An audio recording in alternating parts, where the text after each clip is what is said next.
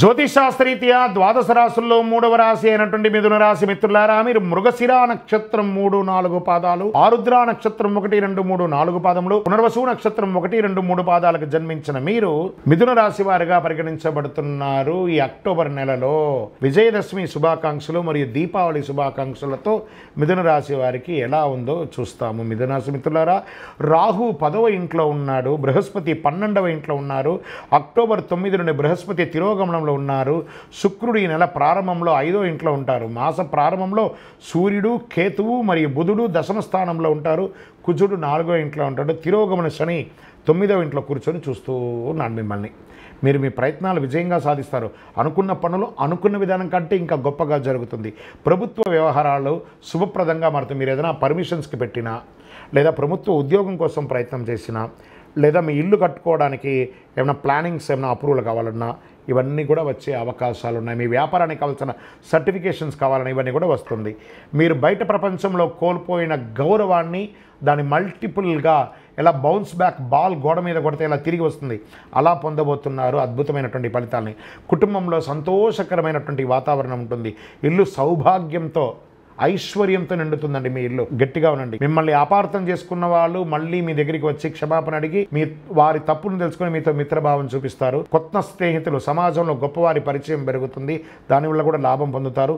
ధన ప్రవాహం పెరుగుతుంది. వ్యాపారస్తులకి దినదిన ప్రవర్తమానం మీ యొక్క వ్యాపారం అభివృద్ధి అవుతూనే ఉంటుంది. ఆర్థికంగా ఏ విధమైనటువంటి లోపం ఉండదు. స్థిరాస్తులు కొనుక్కునే అవకాశాలు, భూమి రియల్ ఎస్టేట్లో పెట్టుబడి పెట్టే అవకాశాలు ఉన్నాయి.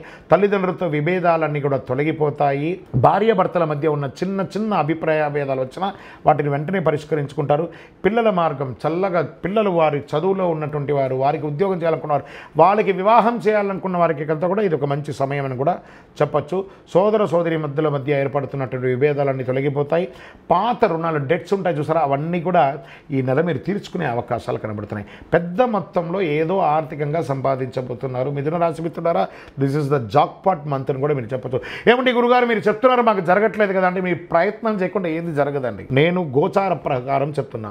మీ వ్యక్తిగత ప్రకారం మీరు పుట్టిన సమయంలో ఏదో మంచి చెడు ఎలా ఉంటుందో దాన్ని దృష్టిలో పెట్టుకొని సంపూర్ణ జాతకం చెప్పచ్చు. గోచార గ్రహ ప్రకారం 40-45% మాత్రమే మీకు వర్తిస్తుంది. మిగతా 60% కూడాను మీ యొక్క వ్యక్తిగత జాతకం ద్వారానే తెలుస్తుంది.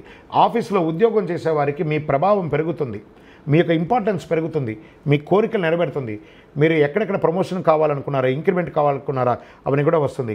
భాగస్వామి పక్షం అంటే పార్ట్నర్షిప్ ఉంటారు కదా, అవన్నీ కూడా చక్కబడుతుంది పార్ట్నర్షిప్ ద్వారా. కుటుంబ నిర్వహణలో ఇతరులతో మాట్లాడేటప్పుడు ఇతరుల విషయంలో జోక్యం చేసుకోవద్దు, ఓపికగా ఉండాలి.